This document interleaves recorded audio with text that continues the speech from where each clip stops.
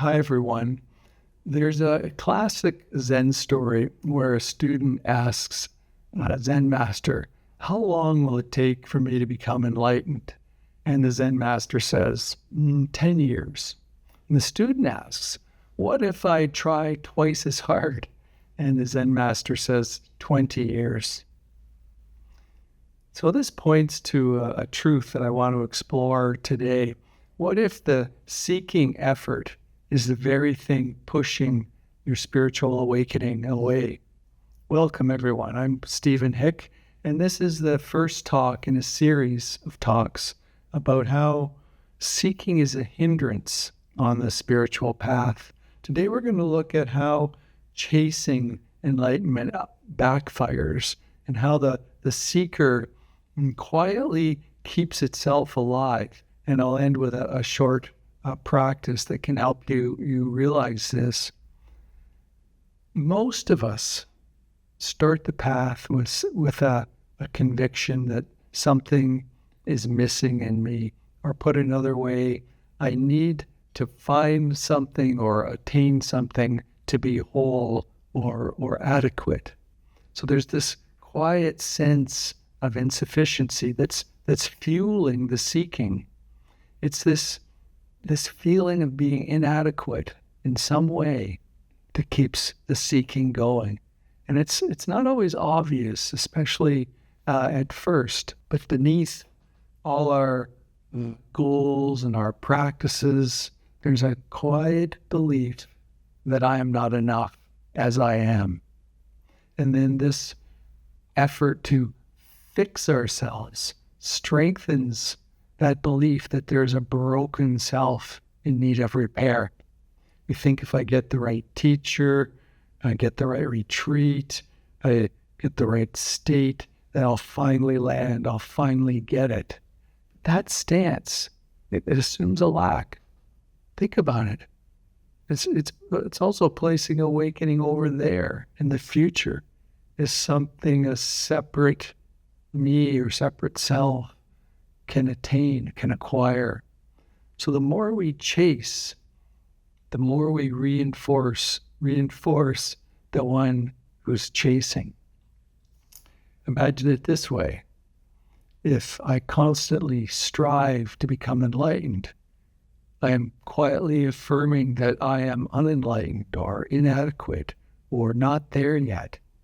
And each effort in this direction simply reestablishes and reaffirms the seeker.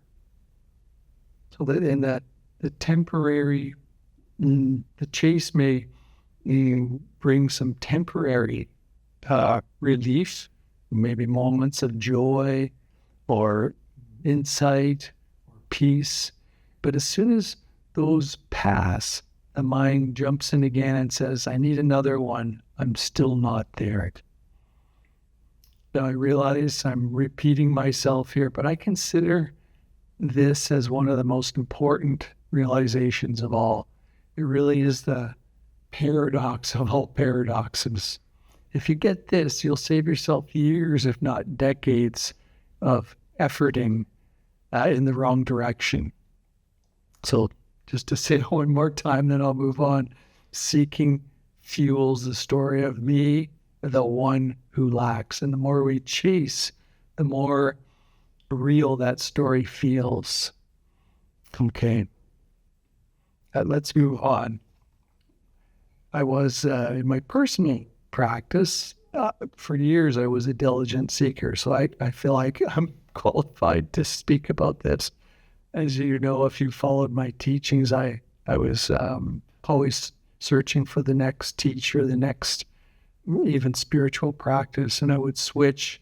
Even if something didn't align with my ideas, I would switch. As you know, I lived among monks. I sat on long retreats.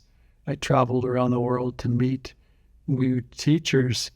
And while all this was valuable in some way, I couldn't see the pattern underneath it all, that each of these so-called spiritual successes simply reinforced a sense of me. So what's the way out of this? What's the way out of this notion that the harder we try, the more we double down, the further it takes us away from truth, that we reinforce the separate self, that seeker. And that's why the Zen master said 20 years. But what's the shift that can occur here? To shift out of this, kind of call it a shift from destination to recognition. So not looking at awakening as a kind of a trophy at the end of a long hike. It's more like the sky. It's already there. It's simply obscured by clouds. So rather than achieving something new, awakening is what remains when the grasping lets go or ceases. It's a recognition, not an acquisition. It's a disclosure, not a destination. It's more subtraction than addition. Okay, so you might be saying at this point, but don't we need effort in this practice? It's throughout the Buddha's teachings, right effort, wise effort. Yes, we need effort, because without some effort, it's simply our habitual patterns that runs the show. So it's a shift into a different kind of effort. Instead of effort to get somewhere, it's an effort to see clearly what's happening right now in this moment. When the energy that's used to chase new experiences for a better me, if we turn that towards noticing the chase itself, the loop begins to open. Let me say that again. Instead of trying to achieve something, we're simply noticing that there's a chase that's there to achieve something. We're noticing the chaser, noticing the chase itself. So that in order to do that, you need to see the chase and to name it, to notice it and to name it. So here's kind of some of the common seeking loops, you could call them, that we get caught up in. If only I had the right teacher, technique, or experience, then I'd be at peace. That's a loop. If only I had X, then I could relax, right, and be awakened. The next peak loop, that retreat was amazing. How do I get that back? Or even that meditation was amazing. How can I get that back? And there's a comparison loop. If you've been to retreats, maybe you've experienced this one. Well, that person meditating beside me looks like they're way further along than I am. I wonder, maybe I'll try sitting like they're sitting. So there's a sense of comparison. In each of those loops, the if only loop, the next peak loop, and the comparison loop, all assume a separate self climbing a spiritual ladder to some attainment. And the moment we can see those loops as loops, the grip softens. So we're not trying to kill seeking. We're just stopping to misplace it. So you don't need to stop seeking. You can't. Instead, stop misplacing it into future experiences. Aim the energy towards seeing through the illusions now, especially the illusion that in this moment you're incomplete. When that belief is questioned, seeking has nowhere to go. And when seeking has nowhere to go, stillness appears. There's a short guided practice that can help you spot the chase, or spot the seeking. So let's do it together for a moment. You can close your eyes or simply leave them open for this very short 2-minute practice. Just sense into the body, sitting here, feeling the sensation of the body touching the chair, your feet touching the floor, feeling the shoulders, the breath. Asking the question, what am I subtly reaching for right now? Is there a result, a relief, an insight? Simply name it. Seeking X, whatever it might be. Seeking relaxation or seeking peace. Simply noticing what's there, what you're reaching for right now. Where is that seeking felt in the body? Is it in the throat, the chest, the belly? Just letting the sensations be as they are. Simply noticing them.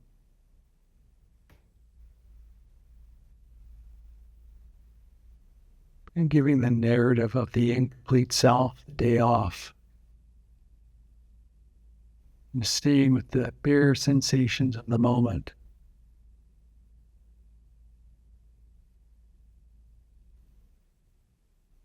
And as the grasping releases, loosens, notice what's already here.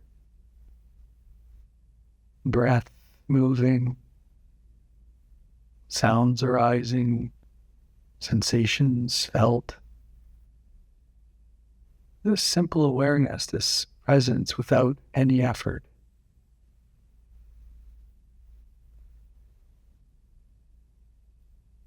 So what this practice trains is a different use of effort, not to manufacture a state or achieve something, but to notice the grasping, notice the chasing, and relaxing into it. And over time, as you practice this, you'll spot the seeker earlier and earlier, sometimes even before it spins the seeking story. So it's when that search collapses, when we stop trying to fill some imagined inadequacy, and a new possibility appears. What if nothing's missing? What if the sense of insufficiency is not evidence of truth, but simply an echo of an egoic self trying to preserve itself? So if I can give you one takeaway before we conclude, it's if chasing builds the chaser, the clarity is in noticing the chase and letting it unwind. So in the next episode, next talk, I'm going to explore a stance that frees you from the trap of needing to know. I call this don't know mind or beginner's mind. And it's how to seek without seeking and bringing curiosity and openness into your practice so truth can reveal itself. If you found this talk helpful, tap the like button. I like to know that people are finding it useful and helpful. Drop a comment. What's your current, if only, loop? What seeking loop have you noticed in your practice? And don't forget to subscribe to the channel so you don't miss the next talk in this series. Bye for now. Be well, everyone.